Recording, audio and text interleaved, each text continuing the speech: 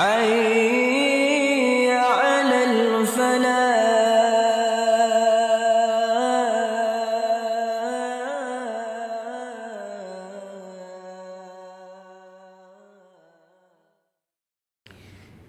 Insyaallah pada kesempatan ini akan menyampaikan yang tadi disampaikan, yaitu 3 amal berat tapi besar pengaruhnya, dan ini disampaikan nasihat ini oleh Imam As-Syafi'i. Apa 3 amal yang berat dan besar pengaruhnya? Yang pertama yaitu yunfikuna fil dharra'i. Jadi orang yang mampu berinfak, bersedekah maupun wakaf dalam keadaan sempit. Berinfak, bersedekah dalam keadaan ada, apalagi banyak, itu baik. Itu amal soleh. Tetapi ketika seseorang berinfak, bersedekah dalam keadaan sempit, ini sesuatu yang lebih baik, dan ini menjadi sebuah amal yang luar biasa. Makanya Imam Syafi'i menyebutkan amal ini berat, tapi insya Allah akan berpengaruh besar bi nafsihi au ghairi, baik terhadap pelakunya maupun yang lain. Hadirin ikhwatul iman rahimakumullah, kali ini kita lihat dalam surat Ali Imran ayat 134. Ini juga menjadi ciri bukti orang-orang yang bertakwa, yaitu a'udzubillahi minasyaitonirrajim, alladzina yunfikuna bis-sarra'i wad-dharra'i, yaitu orang-orang yang mampu menginfakkan sebagian rezekinya bis-sarra, pada waktu leluasa, waktu ada, maupun wad-dharra, yaitu dalam keadaan sempit, susah, bahkan dia pun butuh. Ada beberapa peristiwa. Yang pertama yaitu pada peristiwa perang Yarmuk. Perang Yarmuk, yaitu terkena ada 3 sahabat yang sangat luar biasa. Di tengah kecamuk, sebagian kaum muslimin pada waktu itu melamar Romawi, hampir mundur dan hampir kalah. Tetapi di tengah itu ternyata ada seorang sahabat yang bernama Ikrimah bin Abu Jahl. Dia dengan penuh keberanian, penuh keyakinan, dan merindukan sebuah jihad fisabilillah, dia terus ke depan sambil menghunus pedangnya. Kata panglima perangnya, yaitu Khalid bin Walid, sudah Ikrimah, jangan ke depan, jangan. Tapi kata Ikrimah, engkau sudah terlebih dahulu berjuang, maka minggirlah, justru saya yang baru, izinkanlah untuk terus. Ternyata dia, dan semangat ini akhirnya mendorong yang lain bergelora kepada yang lain, yaitu diikuti yang bernama yang kedua Al-Haris bin Hisam. Kemudian yang ketiga, ini yang berbeda, ada Aisyah bin Abi Rabi'ah, ada yang menyebutkan juga Su'ail bin Amr, yang ketiganya. Terlepas dari itu, ternyata diikuti oleh 2 orang menjadi 3 orang, dan berikutnya sahabat-sahabat yang lain pun terbakar semangatnya sampai berjumlah 400 orang ke depan.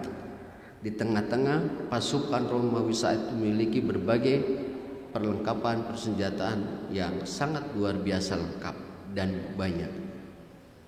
Biiznillah, dengan izin Allah, ternyata yang hampir tadi kalah mendapatkan kemenangan. Tetapi di akhir kisah ini ada yang sangat luar biasa dahsyat, menjadi sebuah tadkirah dan ibrah dan memilukan.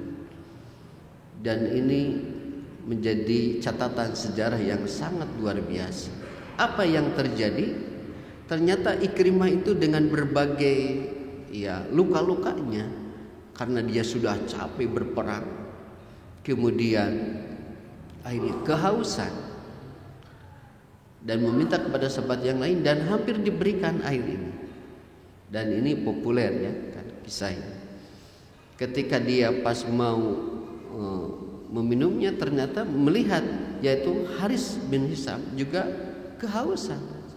Pada akhirnya Haris duluan.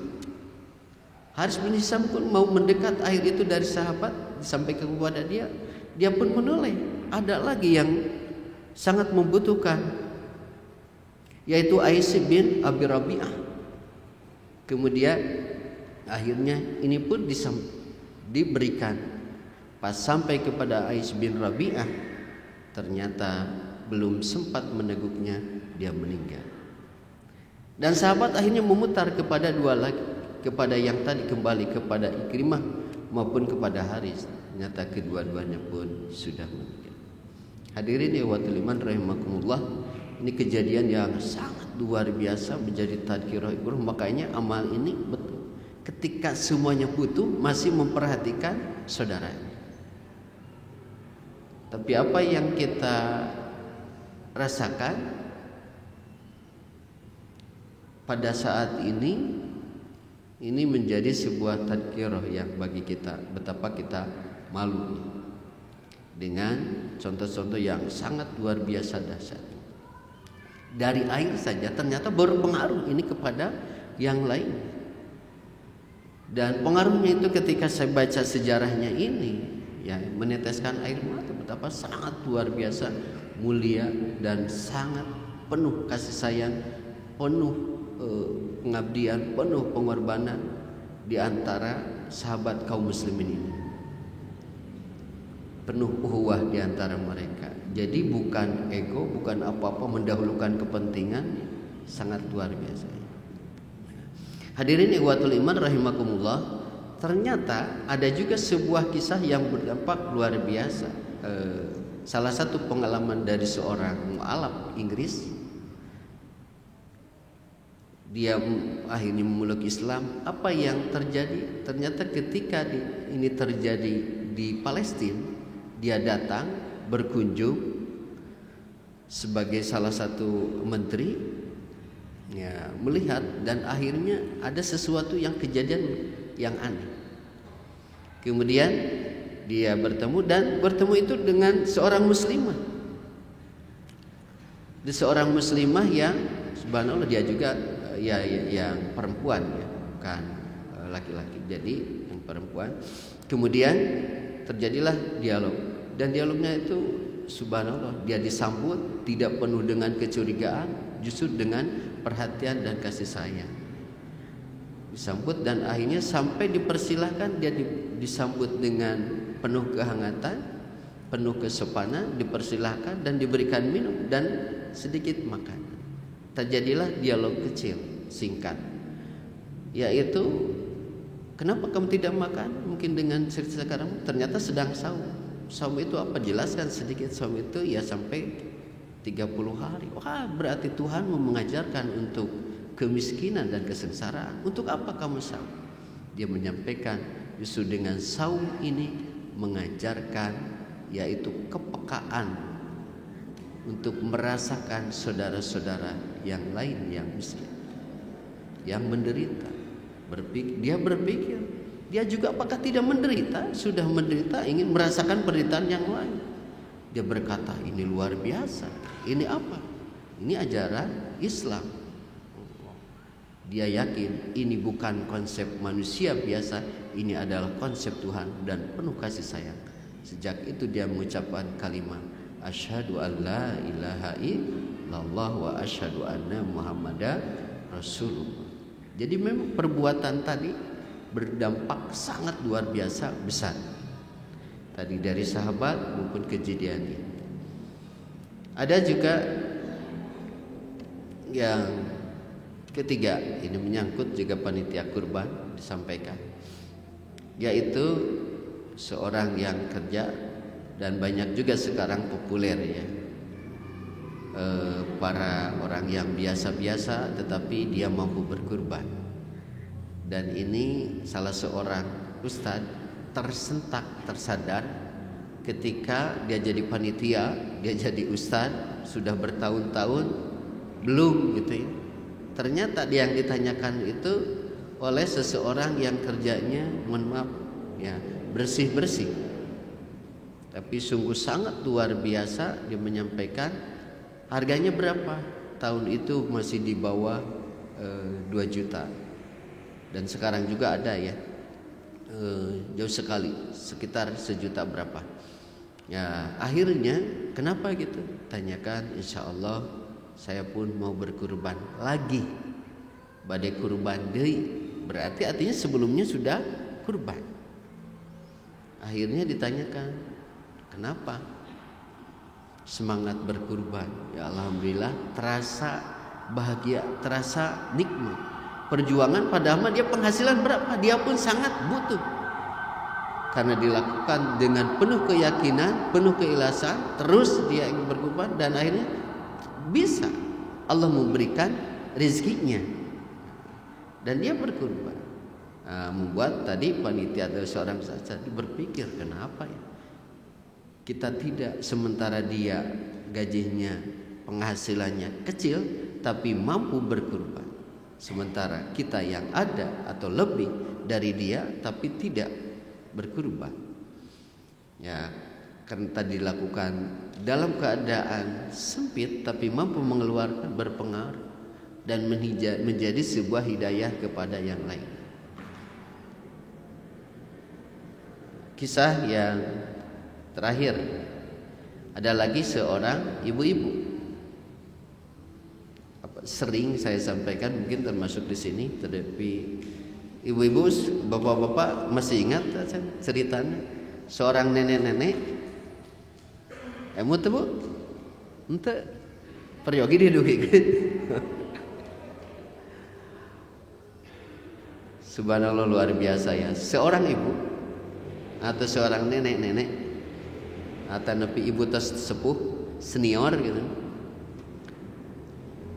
sangat luar biasa disampaikan, singkatnya sampaikan panitia. Wah, si ibu itu berkurban.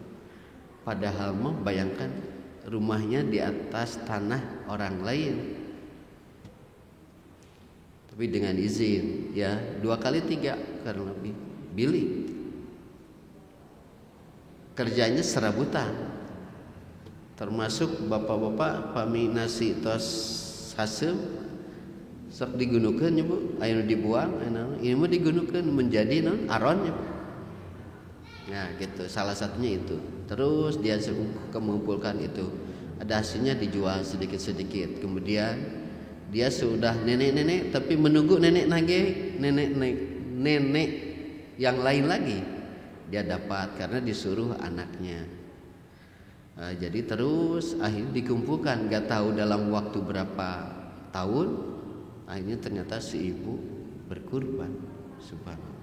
Dan sampai kepada panitia dan jemaah yang lain tahu, oh si emak itu luar biasa, berpengaruh.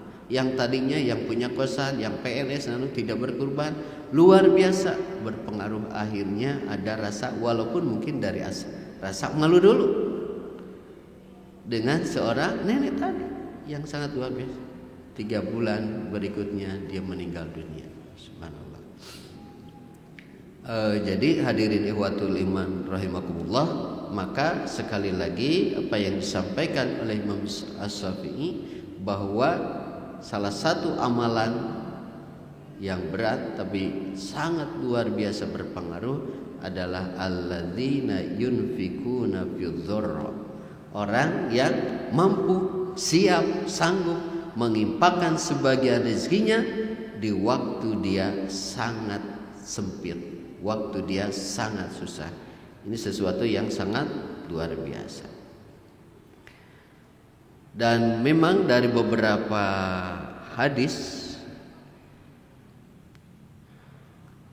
ini memiliki berbagai keutamaan. Yang pertama, bahwa infak di waktu kita sempit ini merupakan amal yang utama. Hal ini yang disampaikan dari hadis Abu Hurairah Abdullah bin Habsyi, bahwa Nabi Shallallahu Alaihi Wasallam pernah ditanya, sedekah mana yang paling afdal? Jawab beliau, yaitu jahdul miqal, yaitu sedekah dari orang-orang yang serba kekurangan. Hadis An-Nasa'i nomor 2526. Kemudian yang kedua, yaitu pahalanya diunggulkan. Hal ini disampaikan dari Abu Hurairah. Nabi Shallallahu Alaihi Wasallam bersabda, suatu dirham dapat mengungguli 100.000 dirham. Lalu ada yang bertanya, bagaimana itu bisa terjadi wahai Rasulullah? Rasul menjelaskan, ada seorang yang memiliki 2 dirham lalu mengambil 1 dirhamnya untuk disedekahkan. Ada pula seseorang yang memiliki harta yang banyak sekali, lalu ia mengambil dari kantongnya 100.000 dirham untuk disedekahkan.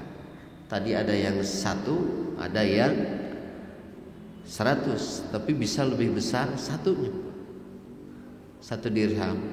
Karena karena dia punya hartanya 2, berarti artinya separuhnya 50. Nah, yang 100 mah dia bisa jutaan dirham, tetapi dia mengeluarkannya 100, berarti seberapa persen? Kan gitu. Ternyata tidak dilihat besar kecilnya ya, terutama yaitu sebuah perjuangannya, pengorbanannya, atau dilihat dari persentase ya sangat luar biasa. Kalau melihat dari 100 dengan 1 kan jauh sekali, tetapi bisa lebih besar.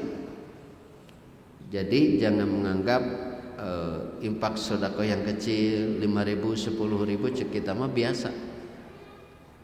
Tetapi yang dilakukan oleh mereka yang penghasilannya hanya segitu dalam sehari, betapa sangat luar biasa. Artinya hampir seluruhnya ya, yang dia dapatkan dia infakkan.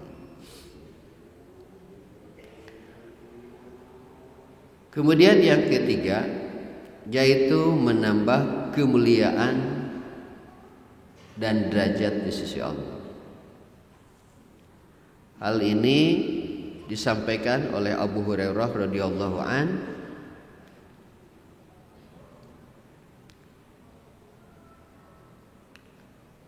sedekah itu tidak akan mengurangi harta, dan tidak ada orang yang memberi maaf kepada orang lain melainkan Allah menambah kemuliaannya, dan tidak ada orang yang merendahkan diri karena Allah melainkan Allah akan mengangkat derajatnya. Hadis riwayat Muslim. Kemudian yang keempat, bahwa infak sedekah ini baik fissarai wal dharra ya, yaitu menjadi penolak bala. Kalau Rasulullah SAW, as-saddaqatu tazdidul bala wa titwilul umur. Nabi sallallahu alaihi wasallam bersabda, sedekah itu menolak bala dan memanjangkan umur.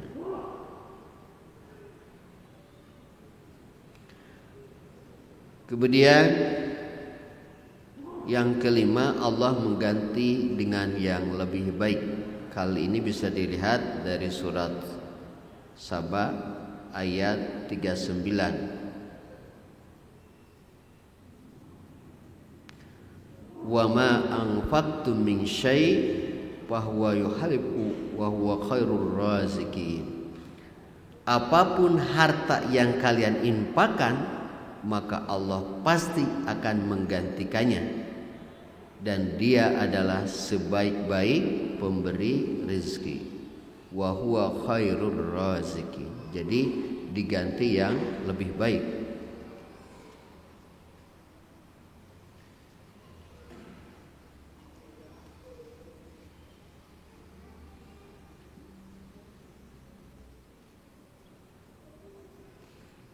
Kemudian orang yang menginfakkan sebagian hartanya, insya Allah dia akan selalu didoakan oleh malaikat.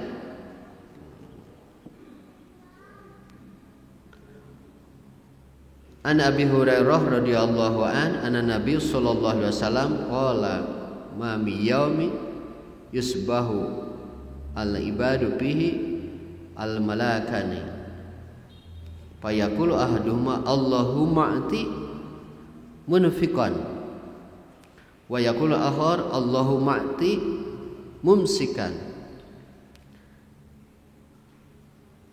Nabi sallallahu alaihi wasallam bersabda, tidak ada suatu hari pun ketika seorang hamba melewati pagi harinya kecuali akan turun atau datang dua malaikat kepadanya. Lalu salah satunya berkata, ya Allah, berikanlah pengganti bagi siapa yang menginfakannya. Sedangkan yang satunya lagi berkata, ya Allah, berikanlah kehancuran, kebinasaan kepada orang yang menahan hartanya. Jadi ya kita berusaha, berupaya bisa berinfak, bersedekah. Yang lazimnya bisa tiap hari ya. Karena sudahkah hari ini kita berinfak, bersedekah? Karena tadi malaikat itu senantiasa terus mendoakan. Makanya dalam hadis yang lain itu bukan banyaknya, apalagi banyak dan dawam, tapi dawamnya. Ahabul a'mal adwamuha wa in qala. Amal yang sangat disukai, dicintai oleh Allah itu yaitu kontinunya, terus menerusnya, wa in qala, walaupun sedikit. Apalagi Bapak Ibu sudahnya kita bisa kontinu, bisa istiqomah ya, dalam keadaan besar, itu sangat luar biasa ya. Itu yang pertama, amalan yang pertama yaitu menginfakkan sebagian rezeki ketika kita dalam keadaan kondisi sempit. Kemudian yang kedua, amalan apa? Yaitu al-habsu minan nafs, menahan hawa nafsu ketika binafsihi, kita dalam keadaan sendiri. Jadi mampu menahan hawa nafsu, mampu menahan dari kemaksiatan ketika kita sendiri.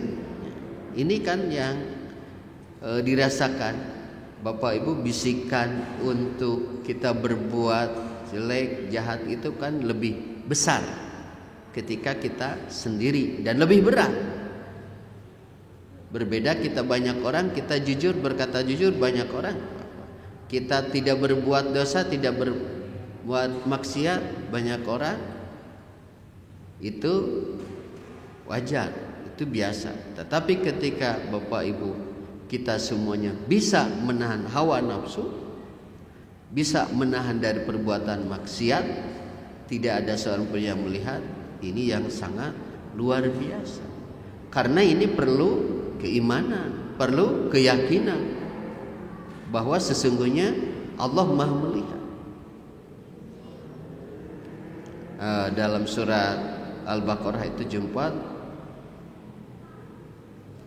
jadi Allah mengetahui,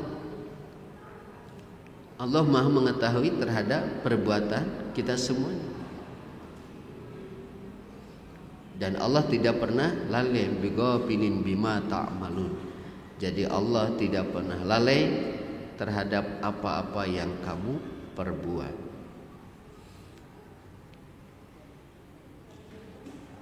Dalam kitab Bidayah Al-Hidayah bahwa ada 7 anggota tubuh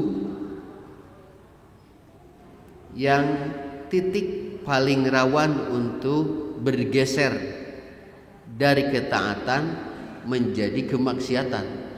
Apa itu? Yang pertama al-ain, mata. So, bapak-bapak, saya sendiri kan, kita semuanya mata itu, apalagi sekarang. Jadi tidak keluar rumah pun, tidak keluar kamar pun kita bisa berbuat dosanya. Tinggal na HP. Makanya bapak ibu anu murang kalih senang di bumi di kamar kedah diperhatoskeun itu teh baca Quran, zikir, tilawah, ngupingkeun ceramah atau nauzubillah melihat tontonan yang tidak benar. Dan sekarang sangat mudah sekali ya diakses. Nah, jadi yang pertama al-ain, mata ya Pak. Dan itu memang paling berat, menahan mata. Untuk ketaatan kita membaca Al-Quran, untuk kemaksiatan banyak sekali kita melakukannya, sesuatu yang dilarang. Melihat tontonan sekarang, melihat juga yang terlihat auratnya diperlihatkan. Jadi lebih berat, lebih banyak ya ujian bagi bapak-bapak daripada ibu-ibu. Tapi juga ketika melakukan itu, ibu-ibu menjadi mempertontonkan auratnya, apalagi di media sosial, maka pahala jariah itu bukan hanya kebaikan, tapi kejelekan pun bisa mengalir setelah dia meninggal. Nauzubillah dari kecanggihan itu. Jadi yang pertama al-ain. So, ketika banyak orang mah kita tunduk, kita solehnya Pak, tapi pas tidak ada orang melihat, ada yang melewat seksi Pak, ditinggal tong. Oke ibu-ibu, ari Ustad kumaha? Ditinggal tong. Yang pertama al-ain, mata. Kemudian yang kedua lisan. Mudahnya kita zikir apa? Zikir, tahmid, tahlil, tilawah. Tetapi mudah juga yaitu dari lisan ini untuk nyarioskeun, ngomongkeun batur. Mudah kan? Dari kebaikan kepada awalnya bisa saja termasuk yang ceramah yang apa-apa. Teh ngobrolkeun batur. Ada. Nah, itu jadi dari lisan. Makanya ya kita saum itu coba berat kan? Saum menahan makan dan minum dengan saum kita, dan harusnya saum itu juga menahan lisan itu dari perbuatan yang tidak benar, minal fuzur. Lisan kita belajar saum lisan. Kantos Bu? Cok si ibu saum lisan pokoknya tong nyarios kasar dina dalam waktu beberapa jam, atau berpuasa hari ini tidak akan membicarakan orang lain. Kiat aya we sehari teh sok tapakuran ku ibu bapak. Sehari kita tidak membicarakan kejelekan orang lain. Aya we komunitas sosial media kita. Belum kita yang belum, bukan hanya lisan, nanti dari tangannya berikutnya. Yang ketiga adalah al-butun, perut. Ternyata dari perut juga nu awalna bage akur, ketika pas meninggal pembagian waris para bermusuhan, adik kakak, saudara, kemudian juga dengan orang tua atau dengan mertua.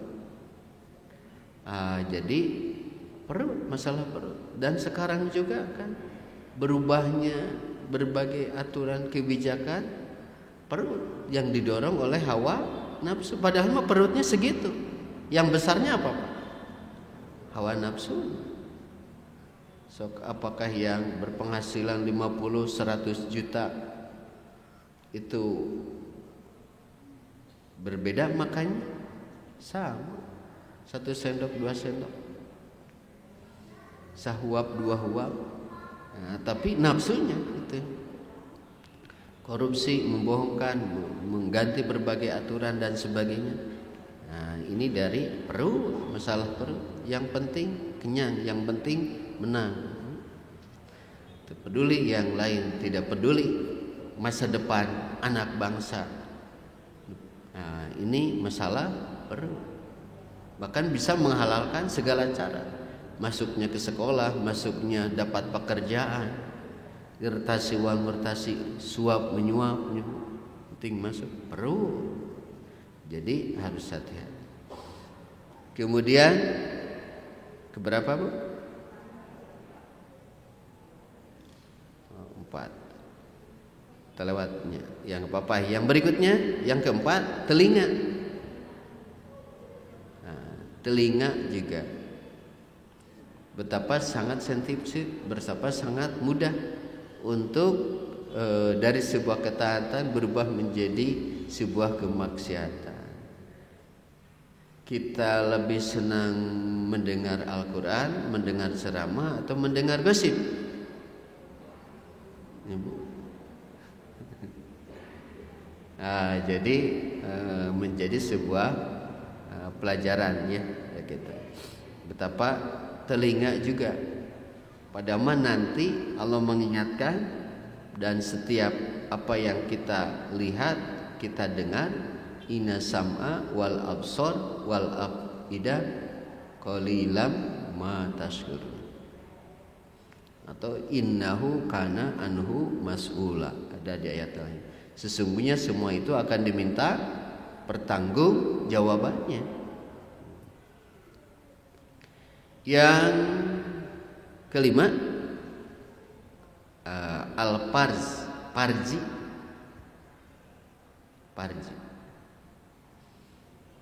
Jadi orang-orang beriman harus senantiasa menjaga kemaluannya, karena ya dorongan hawa nafsu ya, yang sangat luar biasa. Siapapun, apalagi sekarang ini dengan berbagai penunjukan, berbagai tontonan, mudah saja terdorong terhadap perbuatan zina. Ini karena dia tidak bisa menahan al-farj. Dan al-farj tidak langsung demikian, perbuatan zina itu dari sesuatu tadi, melihat, mendengar, terus-menerus terdorong. Makanya di ayat itu tidak langsung larangannya berbuat zina, tetapi larangan mendekati zina. Wala taqrabu zina innahu kana fahisatan wa sa'a sabila. Jadi perbuatan yang sangat jelek, perbuatan dosa besar. Kemudian yang keenam, yaitu tangan. Nah, sekarang dari tangan ini pun betapa sangat mudah. Ya, kita menggerakkan tangan apakah untuk kebaikan. Sekarang makan seperti memposting, tidak terlepas kan dari tangan kita. Melihat apa-apa yang kita lihat, ceramah atau ayat Quran, tadabur, atau kita hanya hiburan-hiburan. Tapi hiburan ya perlu selama itu tidak melanggar. Tapi ketika hiburan melalaikan, bahkan itu menimbulkan kemaksiatan, dari tangan itu menjadi sebuah dosa. Apalagi tadi ya, sesuatu yang dilarang. Makanya apalagi ketika kita sendiri, kita itu ingin kebaikan atau ingin keburukan, dan semuanya ingin kebaikan, tapi kenyataannya Betapa sangat mudah nauzubillah apabila tidak ada pertolongan Allah, perlindungan Allah, kita jatuh terhadap perbuatan dosa tadi dari tangan. Kemudian yang terakhir yaitu yang ketujuh, yaitu apa? Ar-rajulun, dari kaki. Melangkah teh ke bade ka masjid Istiqomah bade kagak sibuk. Jadi nauzubillah ya, apalagi kepada sesuatu yang dilarang, ke tempat maksiat. Ini yang harus kita waspadai. Betapa ketujuh tadi ini sangat mudah tergelincir terhadap perbuatan maksiat. Apalagi tadi maksiatnya atau dalam kondisi kita sendiri. Bisikan yang hadir kepada Bapak itu lagi banyak orang atau sendiri, Pak? Kita rasakan lagi sendiri. Ibu-ibu ke jual ama ke suami, jual kabayang suami teh pada penghasilan banyak ternyata masuk sedikit. Kabayang bisikan gitu. Bapak-bapak jual, ada bisikan-bisikan. Lagi kita mendengarkan ceramah atau naun gitu, Pak, atau selingan iklan, terus kita digeserkan akhirnya tidak ada orang lihat terus gitu. Nauzubillah. Betapa betul sangat mudah. Makanya sebaiknya tidak ada kesendirian, ila zikrullah, baiknya untuk senantiasa ingat kepada Allah. Ketika berjamaah ya insya Allah kita makanya perbanyak itu berjamaah. Sholat berjamaah, makan berjamaah, masih banyak sekarang acara makan ibu-ibunya. Jadi keberjamaah itu minimal kita meminimalisir dari bisikan-bisikan. Makanya kita berlindung kepada Allah, yaitu alladzi yuwaswisu fi sudurin nas. Karena membisikkan itu kepada hati kita yang terus merambat kepada anggota-anggota kita, tubuh kita tanpa terasa. Alladzi yuwaswisu fi sudurin.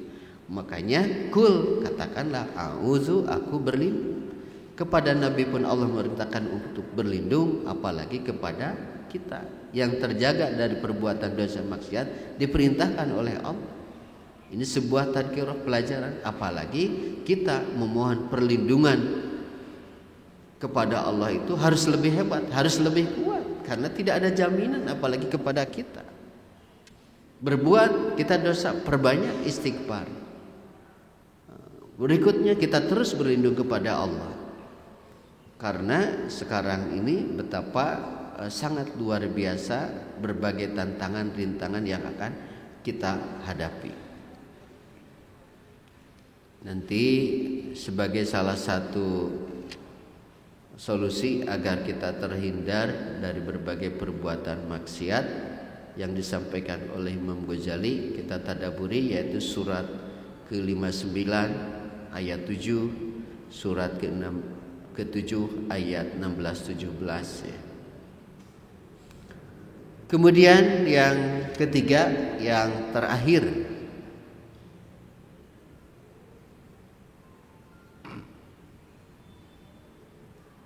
yaitu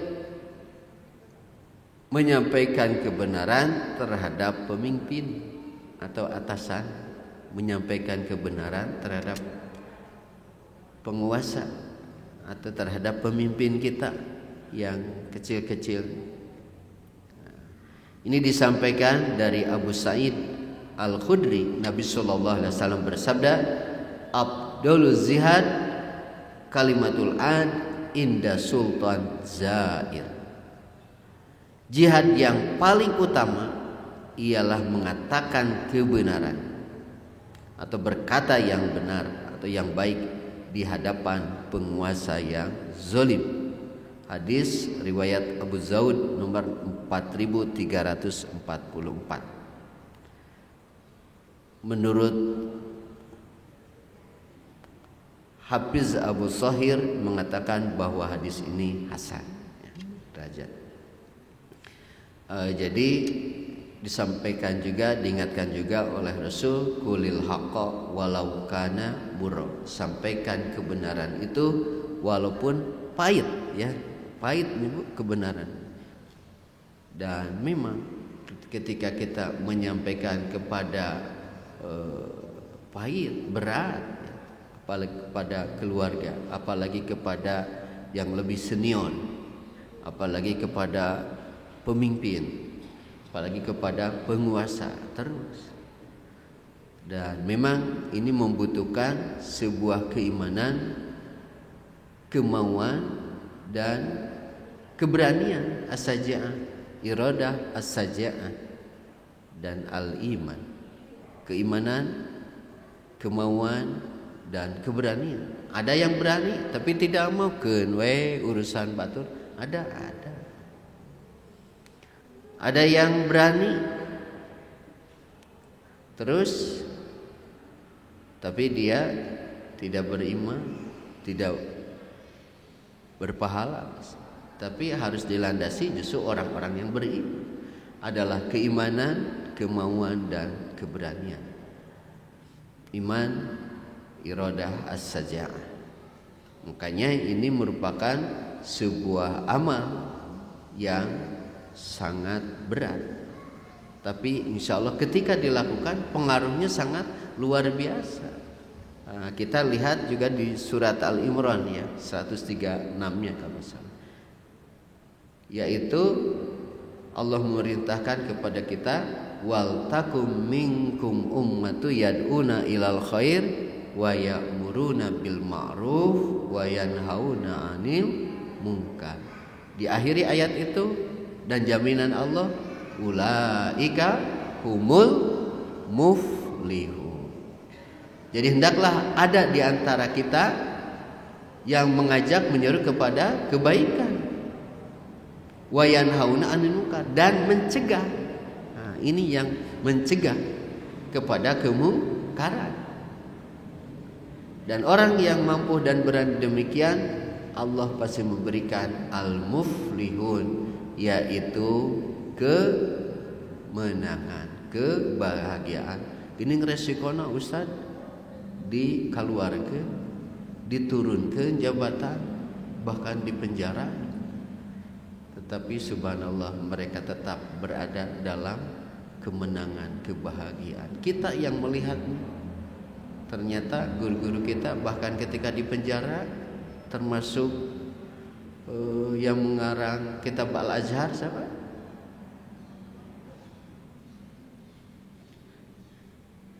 Dan termasuk Habib Rizik, doktornya dipenjara. Beberapa imam, beberapa mufassir yaitu dipenjara membereskan berbagai kitabnya. Subhanallah. Artinya mereka secara fisiknya terpenjara, hatinya justru bahagia. Buktinya mereka tidak membuat berhenti beramal, tidak berhenti untuk beramal soleh, memberikan nilai manfaat.